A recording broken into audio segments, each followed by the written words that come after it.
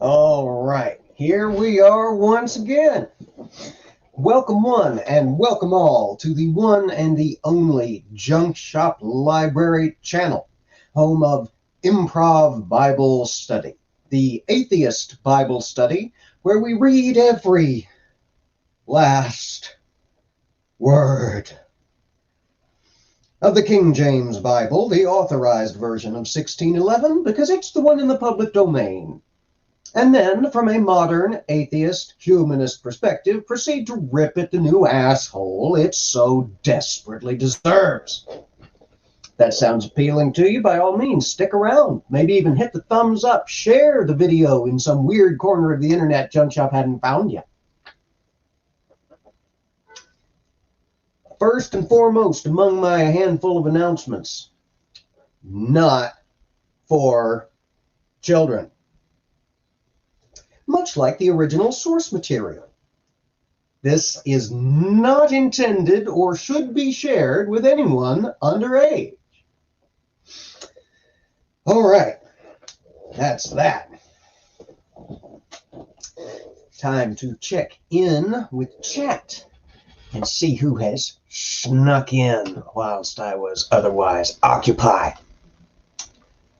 Friend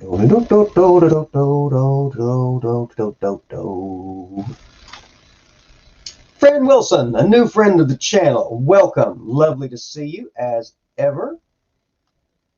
Mark Caesar, the man down under himself.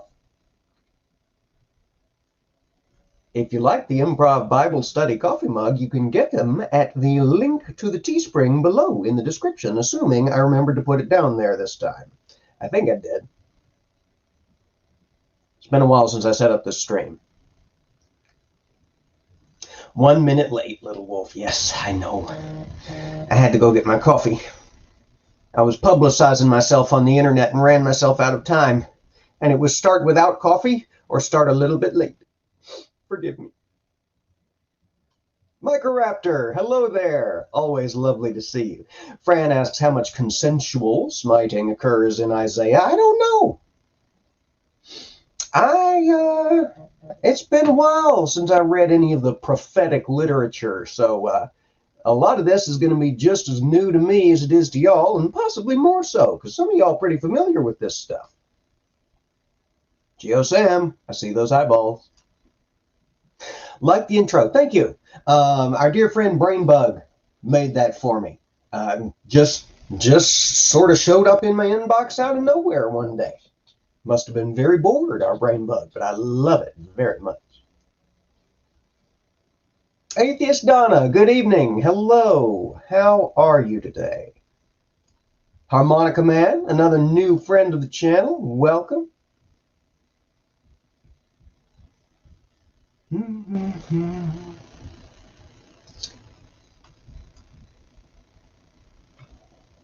All right. Yes. Coffee, important. Coffee first, coffee last, coffee for all time to come. I think Paul's working nights this week, so I can get away with saying that. I won't have the tea contrarians fighting in the chat. All right. Yeah, speak of the devil.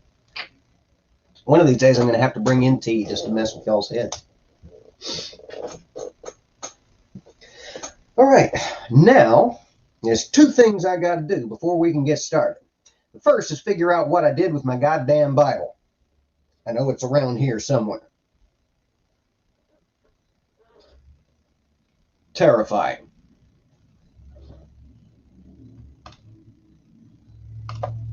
And I got to thank the patrons. These are the folks who keep us on the air, y'all.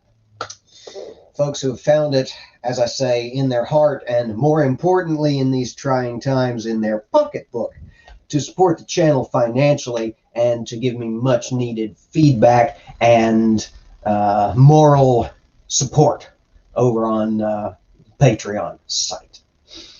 In approximately alphabetical order, these are the Atheist Pastor, Aunt Jer, B, Bill, Brainbug, and Espresso Cat, Gary, Ilya Moon, Kim, the Lavender Lady, Linda, the Lone Wanderer, M, Microraptor, Mama Atheist, Nikki, Ox, Paul, Rain, Robert X, and Santi.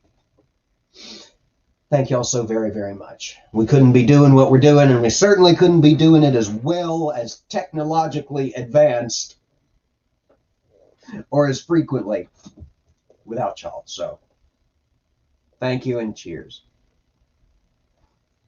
With coffee or tea or whatever beverage is appropriate to you at whatever time of day it is, whenever you see this.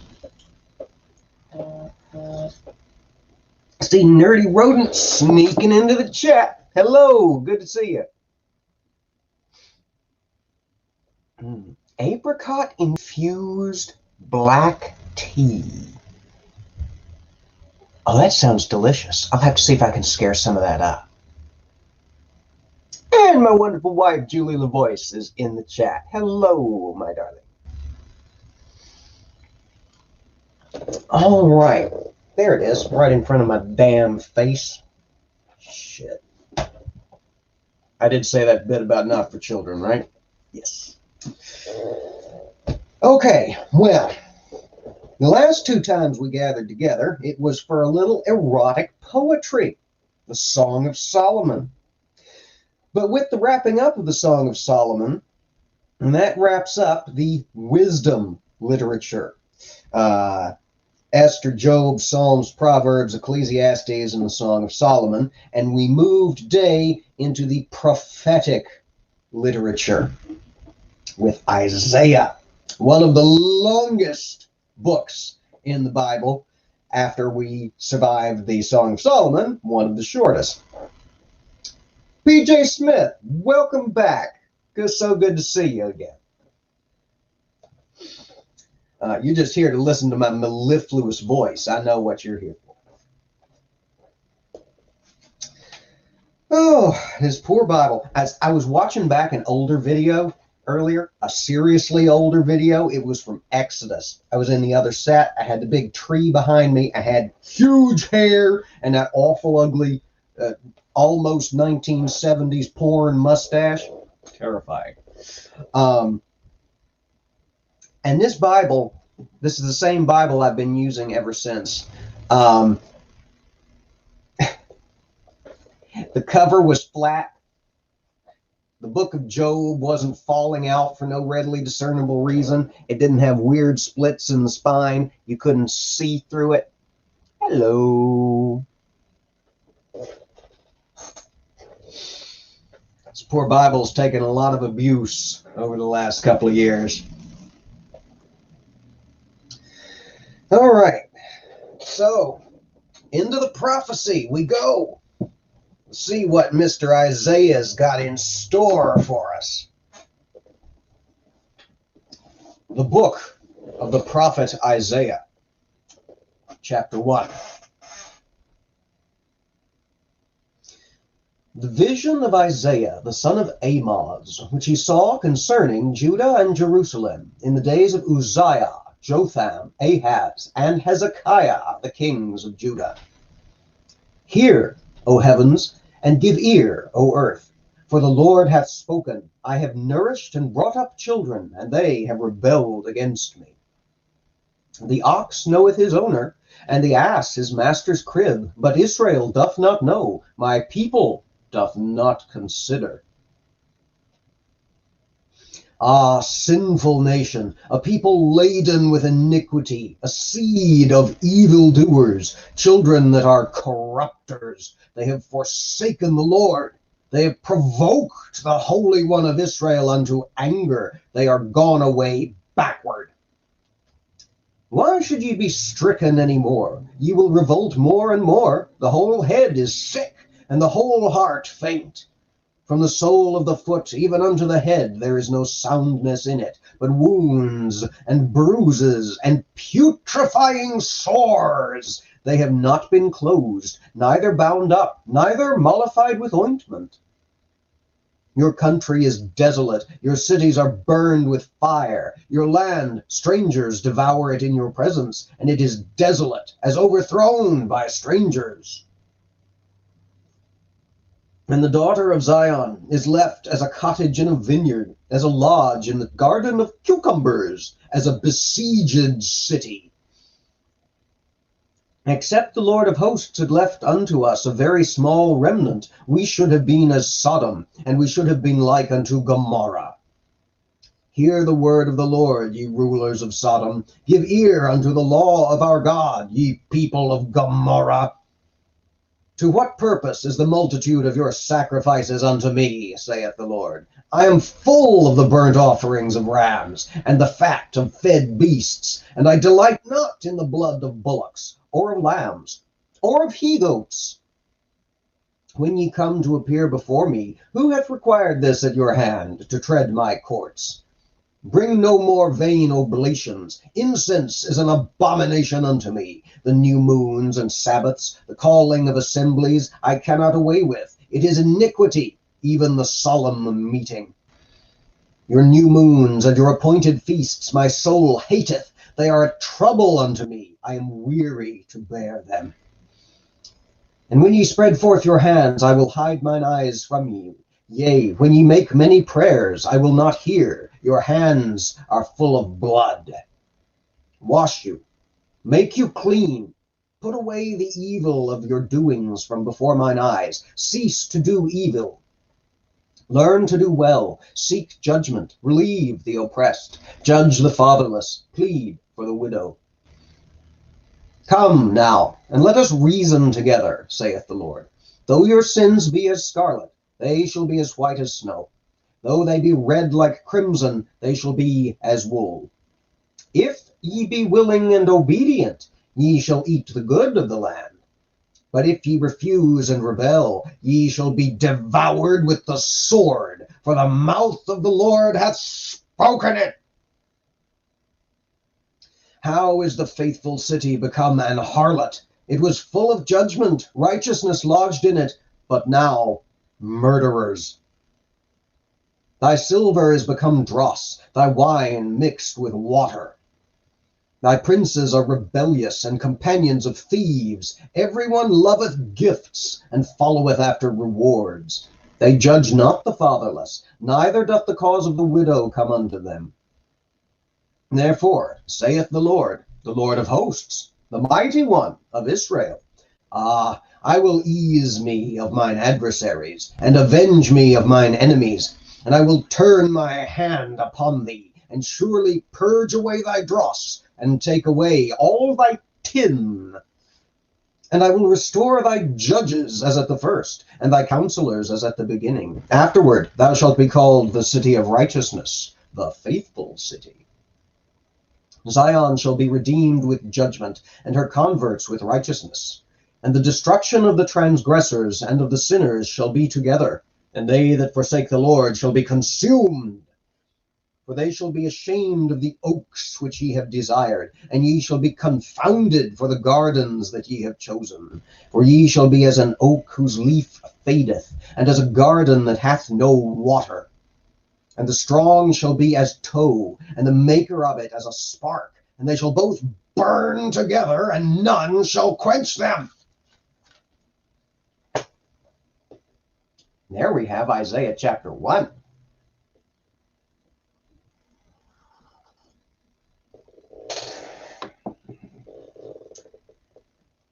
Well, I don't know if you caught it, but the people done been naughty.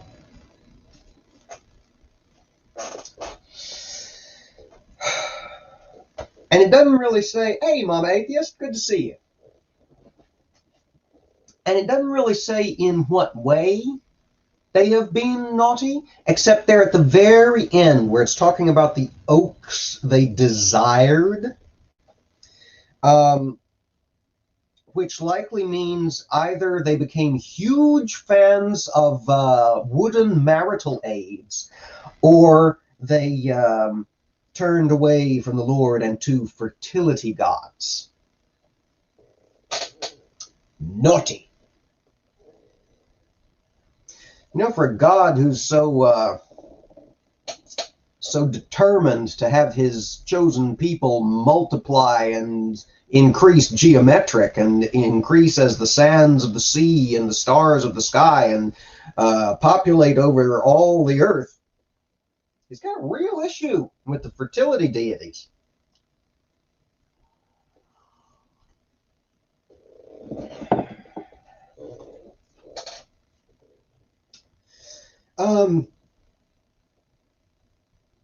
So this is going to be a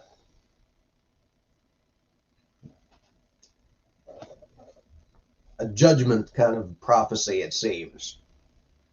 You done fucked up, now God's going to fuck you up. Unless you repent and return to his ways and be obedient unto his laws and his ordinances. The part I found interesting was the passage where it talks about how he's tired of the offerings. He's tired of the sacrifices and the oblations and the all that. Says, why are you even bothering? This is performative. You're not doing what I tell you. You're just trying to get away with shit by setting stuff on fire because a long time ago I told you to. And then he takes a weird digression and says, who told you to set stuff on fire for me? It's like, well, motherfucker, you did. Just like 15 books ago.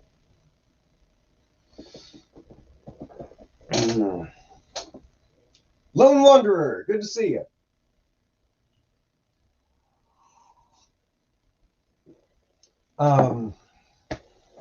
Yep. Disappointed that there wasn't any smiting, not even any threat of smiting. For such a judgment-filled chapter, there was no smiting whatsoever at all.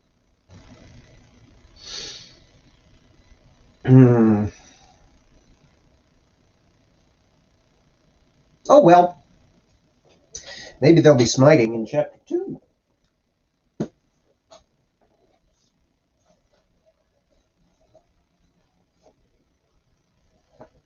Chapter 2. The word that Isaiah the son of Amoz saw concerning Judah and Jerusalem. And it shall come to pass in the last days that the mountain of the Lord's house shall be established in the top of the mountains, and shall be exalted above the hills, and all nations shall flow unto it. And many people shall go and say, come ye, and let us go up to the mountain of the Lord, to the house of the God of Jacob, and he will teach us of his ways, and we will walk in his paths. For out of Zion shall go forth the law, and the word of the Lord from Jerusalem. And he shall judge among the nations, and shall rebuke many people. And they shall beat their swords into plowshares, and their spears into pruning hooks. Nation shall not lift up sword against nation, neither shall they learn war any more. O house of Jacob, come ye, and let us walk in the light of the Lord. Therefore thou hast forsaken thy people, the house of Jacob, because they be replenished from the east, and are soothsayers like the Philistines, and they please themselves in the children of strangers. Their land also is full of silver and gold, neither is there any end to their treasures. Their land is also full of horses, neither is there any end of their chariots. Their land also is full of idols. They worship the work of their own hands, that which their own fingers have made. And the mean man boweth down, and the great man humbleth himself. Therefore forgive them not. Enter into the rock, and hide thee in the dust, for fear of the Lord, for the glory of his majesty. The lofty looks of man shall be humbled, and the haughtiness of men shall be bowed down, and the Lord alone shall be exalted in that day. For the day of the Lord of hosts shall be upon every one that is proud and lofty, and upon every one that is lifted up he shall be brought low. And upon all the cedars of Lebanon that are high and lifted up, and upon all the oaks of Bashan, and upon all the high mountains, and upon all the hills that are lifted up, and upon every high tower, and upon every fenced wall, and upon all the ships of Tarshish, and upon all pleasant pictures, and the loftiness of men shall be bowed down, and the haughtiness of men shall be made low, and the Lord alone shall be exalted in that day. And the idols he shall utterly abolish, and they shall go into the holes of the rocks, and into the caves of the earth, for fear of the Lord, and for the glory of his majesty, when he ariseth to shake terribly the earth. In that day a man shall cast his idols of silver, and his idols of gold, which they made each one for himself, to worship, to the moles and to the bats, to go into the clefts of the rocks, and into the tops of the ragged rocks, for fear of the Lord, and for the glory of his majesty, when he ariseth to shake terribly the earth. Cease ye from man, whose breath is in his nostrils, for wherein is he to be accounted of?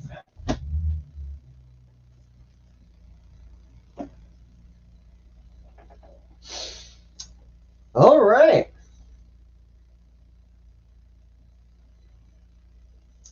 So the end times are going to be scary, apparently. God's going to knock shit over with great vengeance and furious anger.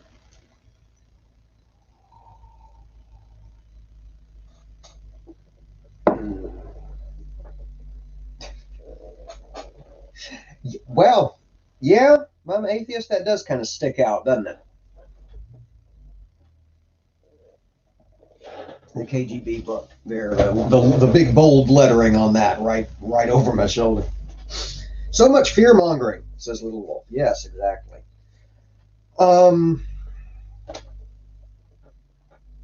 And now I'm just going to have that that gospel song about going. What is it? I went to the rock to hide my face, but the rock cried out, "No hiding place!" Head for the rest of the week. I mean, it was kind of fun to get to break out the old furious preacher voice there for a second. Caught myself getting a little cartoonish there every once in a while, but what are you gonna do?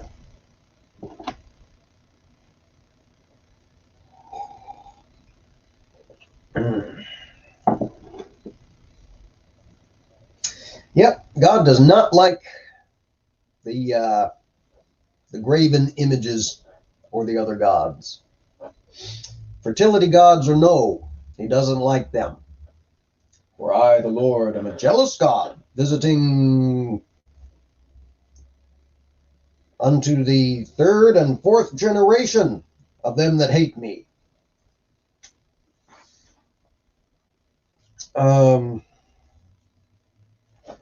God, this stuff gets drilled into your head.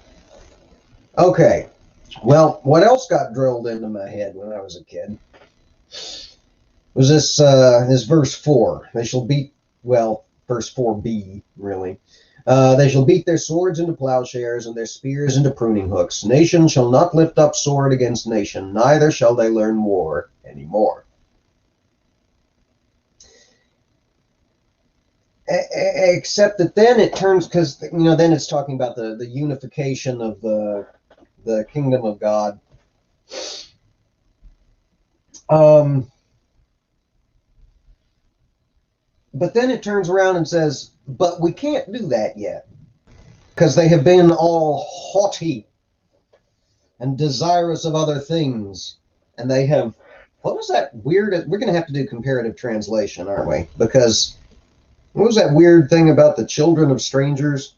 Verse 6b, they are soothsayers like the Philistines, so they've taken up witchcraft. You only get to know the future if it's a vision that comes from God. If it's acquired by any other means, that's naughty. Naughty, naughty, naughty. Let's see, the Philistines, and they please themselves in the children of strangers. I'm going to assume that's some seriously 1611 phrasing for, and they married outside of Israel. Married or entered into concubinage or what have you. But I've got to know what the Children's Bible says about it. I'm so glad I found this. This has brought so much wicked glee into my life. I had forgotten all about this damn thing. All right, let's see. Song of Solomon, Isaiah 2.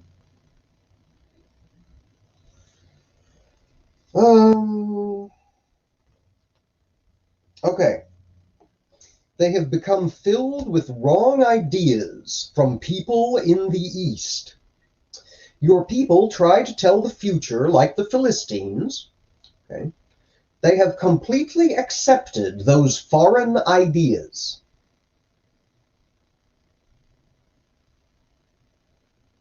Hey, Ox. I didn't see you sneak in. Sorry. Junk shopping? Oh, dear. Is it bad? Is it audio and video, or is it just a video? Is it the kind of thing where I can kill the camera for a second and it'll catch back up? I'll keep an eye on the chat and we'll see what happens. Okay, so that's drastically different, like uselessly different. And Oogie Boogie, I'm going to have to put you somewhere else. You're blocking my Bible access. Hashtag things I heard junk shops say.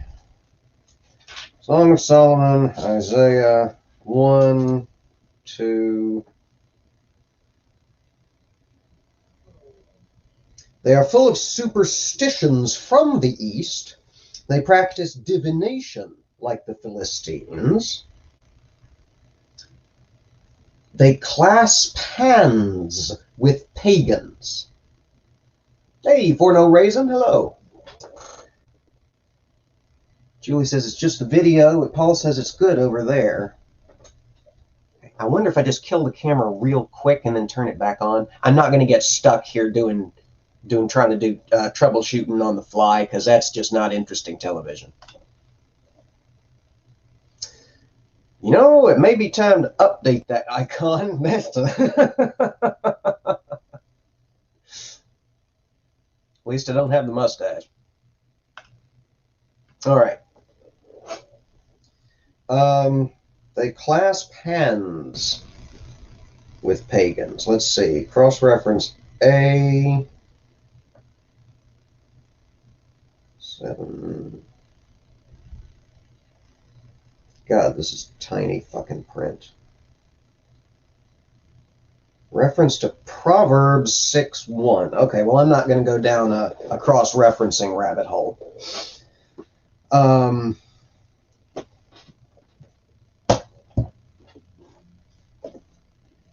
right, so what we're dealing with here, this has to be some kind of weird 1611 era idiom, right? To take pleasure in the children of strangers. It's just got to be some kind of weird household phrase that has thankfully died out of the language. All right. And then if you're naughty, God's going to smash you, and then the wicked will all go to hide in caves and not be able to get away from the wrath of the Lord, and then the entire world will be brought to heel under the grand and glorious theocracy. Amen.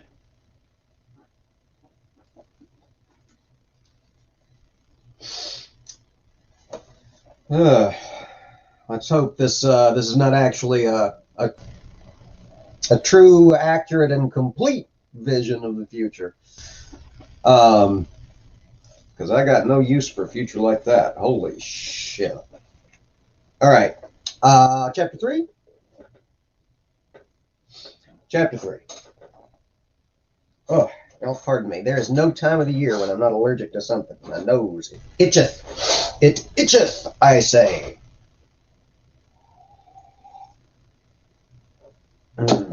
Microraptor, there's times when I envy folks like you who grew up in a non-religious household. But then what would I be doing? So that's the other thing. The growing up with the weird religious shit made me who I am today. And here we are together, unified because of the Bible. Damn it. Oh well. Chapter 3.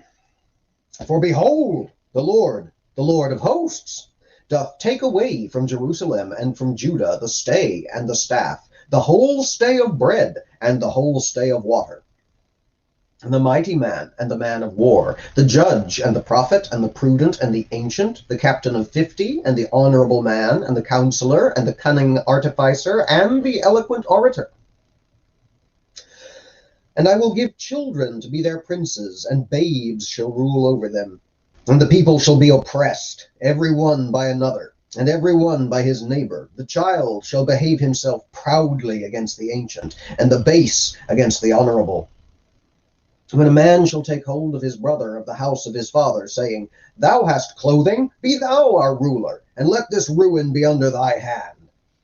In that day shall he swear, saying, I will not be an healer, for in my house is neither bread nor clothing. Make me not a ruler of the people. For Jerusalem is ruined, and Judah is fallen, because their tongue and their doings are against the Lord, to provoke the eyes of his glory. The shew of their countenance doth witness against them, and they declare their sin as Sodom, they hide it not. Woe unto their soul, for they have rewarded evil unto themselves. Say ye to the righteous that it shall be well with him, for they shall eat the fruit of their doings. Woe unto the wicked, it shall be ill with him, for the reward of his hands shall be given him. As for my people, children are their oppressors, and women rule over them. O my people, they which lead thee cause thee to err, and to destroy the way of thy paths. The Lord standeth up to plead, and standeth to judge the people. The Lord will enter into judgment with the ancients of his people, and the princes thereof. For ye have eaten up the vineyard, the spoil of the poor is in your houses. What mean ye that ye beat my people to pieces, and grind the faces of the poor? Saith the Lord God of hosts. Moreover, the Lord saith, because the daughters of Zion are haughty, and walk with stretched forth necks and wanton eyes, walking and mincing as they go, and making a tinkling with their feet. Therefore the Lord will smite with a scab the crown of the head of the daughters of Zion, and the Lord will discover their secret parts.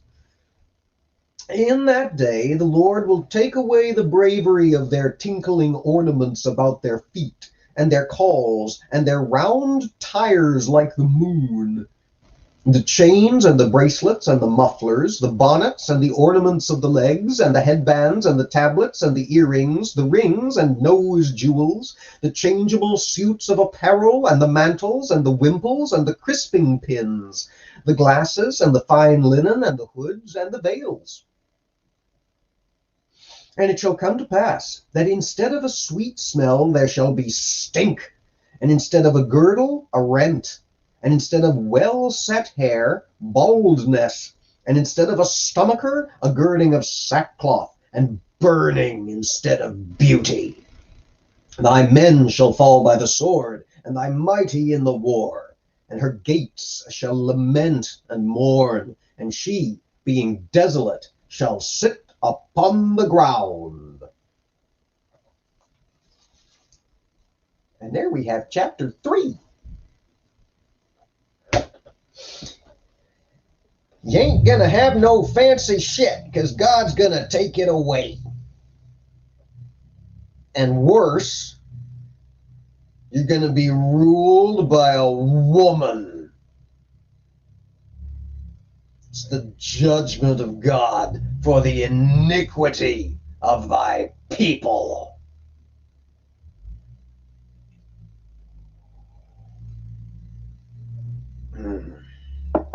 The only thing I can think about all that tinkling and leg ornament stuff is that that's got to be some kind of traditional garb of the prostitute kind of deal. You know, that it was I don't know, tradition for prostitutes to wear anklets, maybe. And so it's saying that the daughters of Zion, the children of Israel, are, you know, they've gone a-whoring after other gods, as they like to phrase it back in Numbers and Kings. Critical Cripple, hello, good to see you. Stretched out neck. I'm trying to think, how does one walk with a stretched out neck?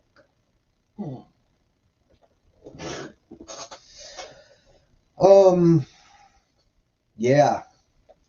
So God's going to bring about the worst things that could ever happen to a country. They're going to lose their wisdom.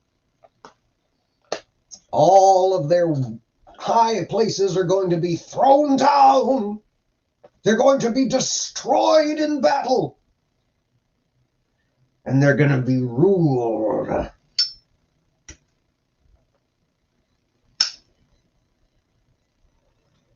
by a woman.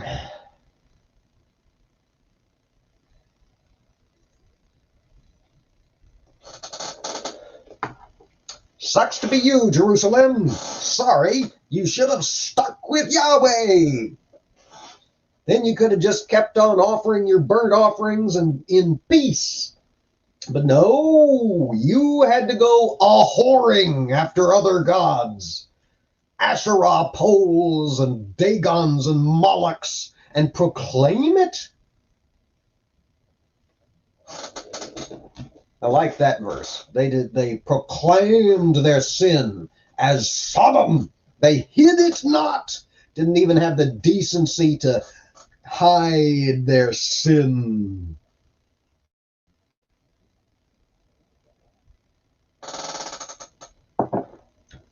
Hey, Surf, how's it going? Not looking down modestly, says Julie. Okay, that makes sense. That makes sense.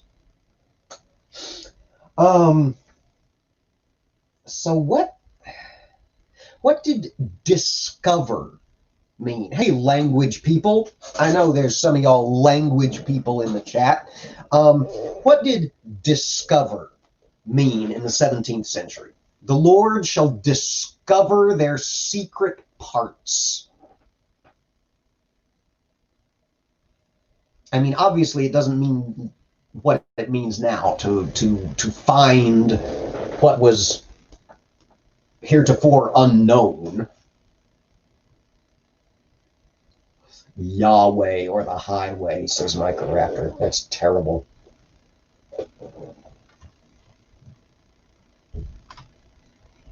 Terrible.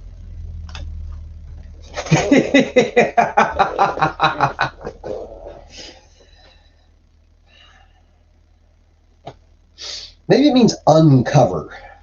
Like discover. To, because the secret parts, we know what that means. So it's one of these verses where they're, not only are they going to get all beaten up and murdered in war and not listened to by God and ruled by a woman, but they're going to be their modesty is going to be destroyed as well.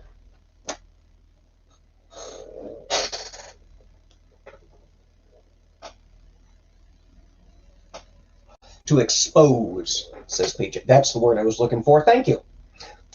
Thank you. Me poor brain. To unveil or expose, says Harmonica Man. Good, good, good. Thank you. Julie says you can't hide anything from the Lord because he is omniscient. Yeah, now we've now entered fully into the omniscient God phase, which is interesting because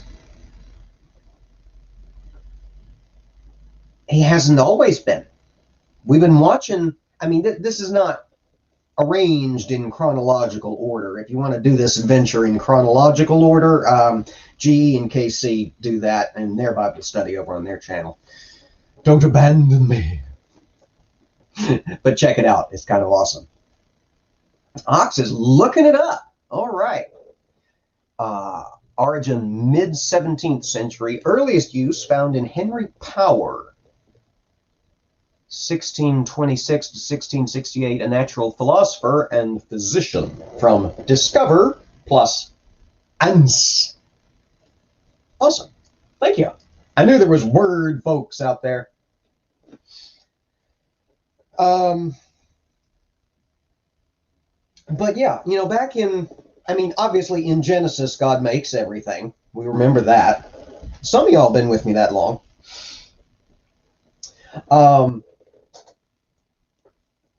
In the beginning, God created the heavens and the earth. And then God does his little, like, walking around in the garden. Wow, that is a vivid blue on this camera. Good God in heaven. Okay. You know, does his walking around in the garden business. And then he becomes not particularly physical presence, but a presence that can manifest in a myriad of ways. He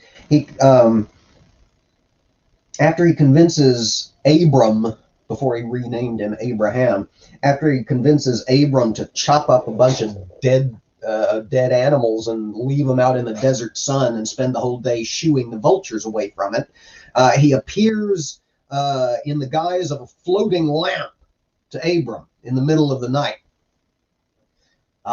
Way back in the floating lamp days. Those were the days.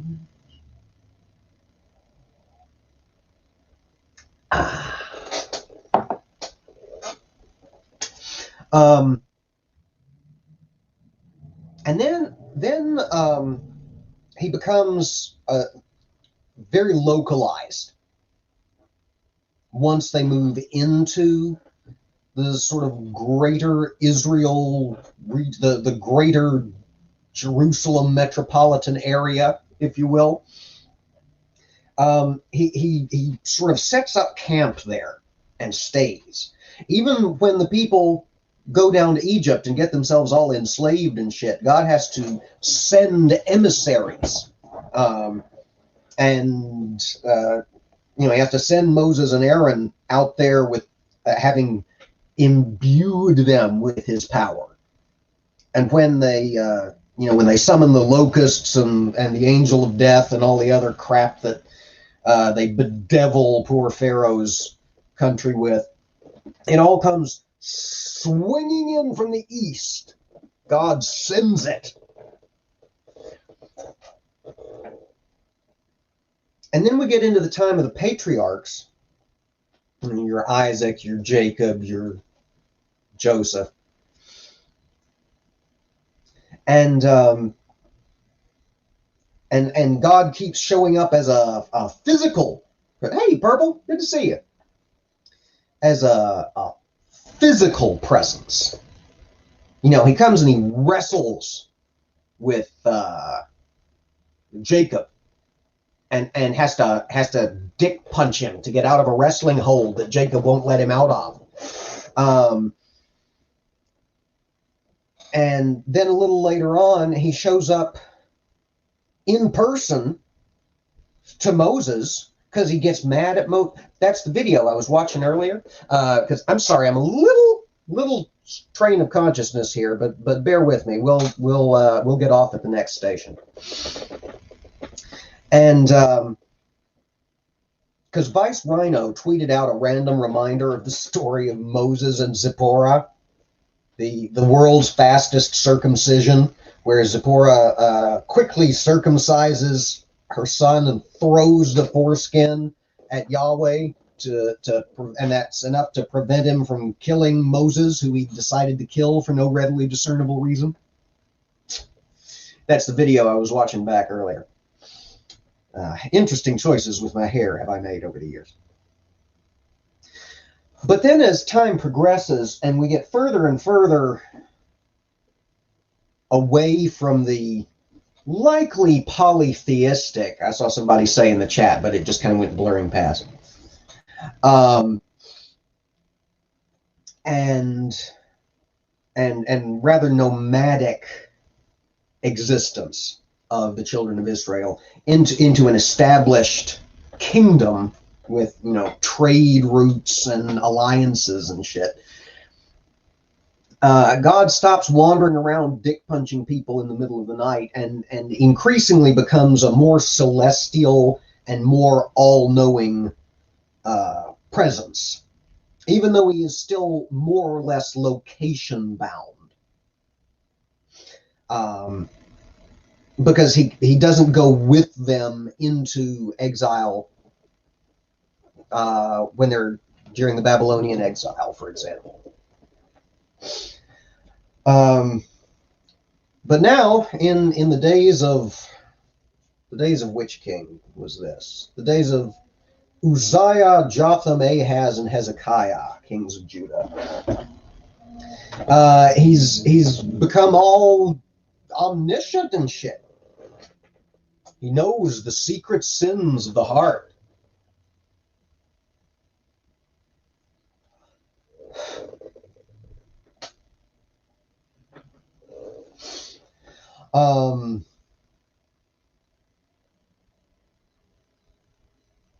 It's certainly an interesting evolution to watch unfold, I've found it so, anyway, as we've been working our way down the long, weird slog of this.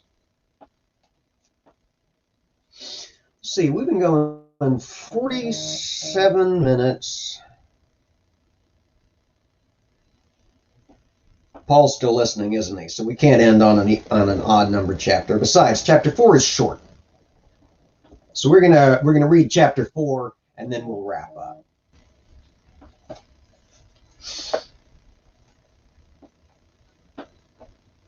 And in that day 7 women shall take hold of one man, saying, we will eat our own bread and wear our own apparel. Only let us be called by thy name to take away our reproach. In that day shall the branch of the Lord be beautiful and glorious, and the fruit of the earth shall be excellent and comely for them that are escaped of Israel.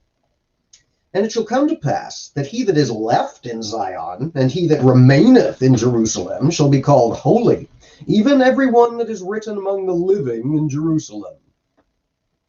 When the Lord shall have washed away the filth of the daughters of Zion, and shall have purged the blood of Jerusalem from the midst thereof by the spirit of judgment and by the spirit of burning. And the Lord will create upon every dwelling place of Mount Zion, and upon her assemblies, a cloud and smoke by day, and the shining of a flaming fire by night, for upon all the glory shall be a defense.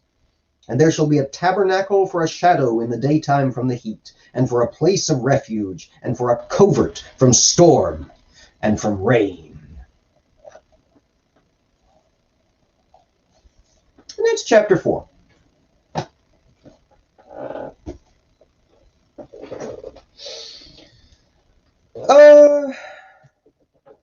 So it's going to be good. in the theocracy times, for them that remain in Jerusalem. Because apparently they're going to be so wiped out by the wars and by the purgings instituted by Jehovah Most High that there's going to be one man for every 7 women. Not quite a decimation, but damn near close. Murder, murder, kill, kill, says a bit of tea in Danish. Let the blood flow, says Nerdy Rodent. Yes, exactly. No smiting, but lots of blood and filth. And a spirit of burning, purification by fire.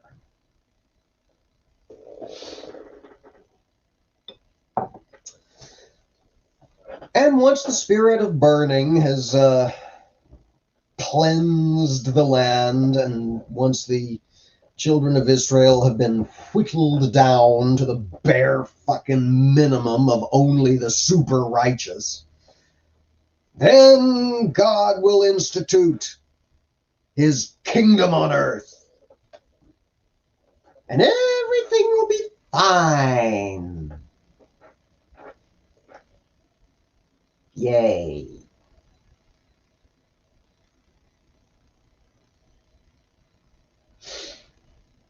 Well, I tell you one thing to be said for this book of prophecy. It is a busy little encounter. A septimation. Yeah.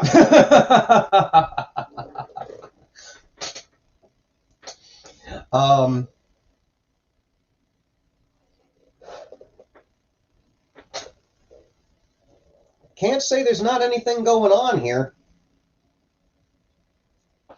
We've finally gotten, it seems, into an interesting part of this damn book again. After having so much nothing throughout all the wisdom literature. We got a couple of days worth of softcore, and now we've got a spirit of burning, purification by fire.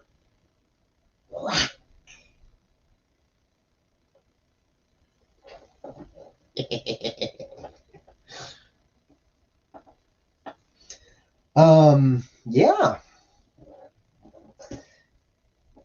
And we're going to, if memory serves, we're going to be in Isaiah for a hot minute. Let's see, how many chapters? 38, 42, 47, 52, 59, 66.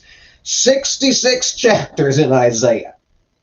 The longest book of the Bible we've had up until this point, if memory serves, was Genesis with 40 chapters. It's not going to take us 66 episodes to get through this, because we're not doing the one chapter at a time format anymore. But we're going to be hanging out with Mr. Isaiah, the son of Amoz, for a while. So strap in. Make sure you got your notifications turned on.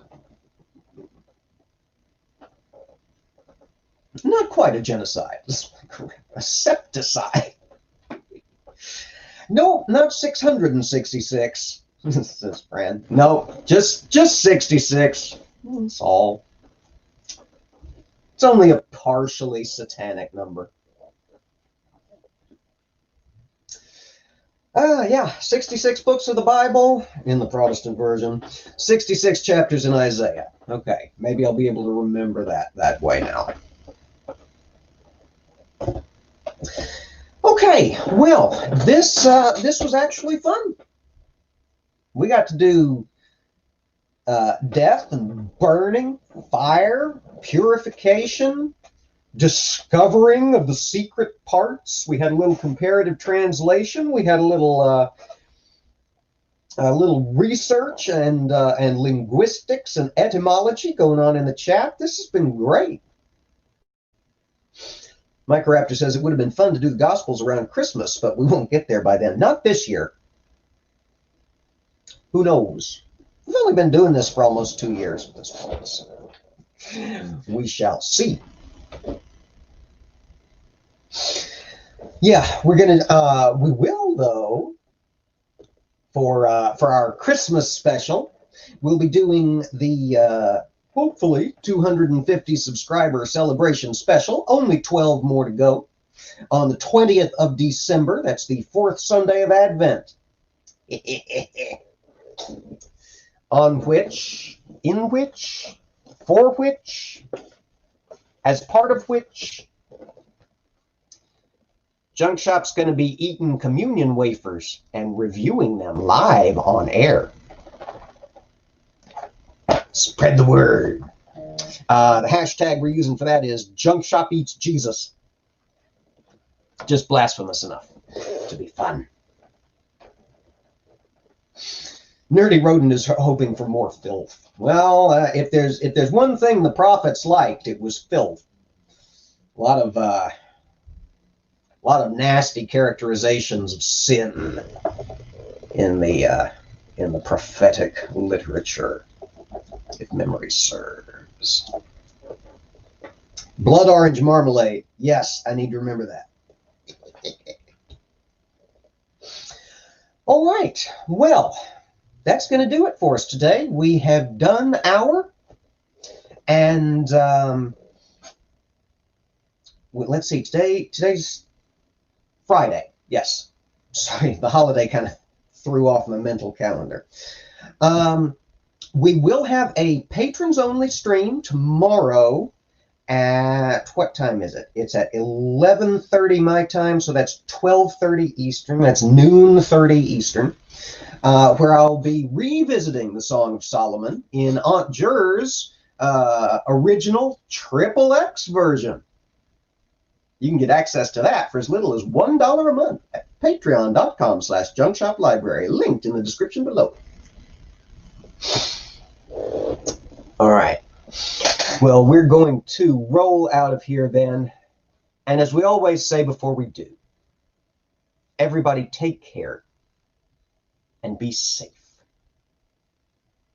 and stand against hate. We'll see you again soon. Monday, if not before. Cheers.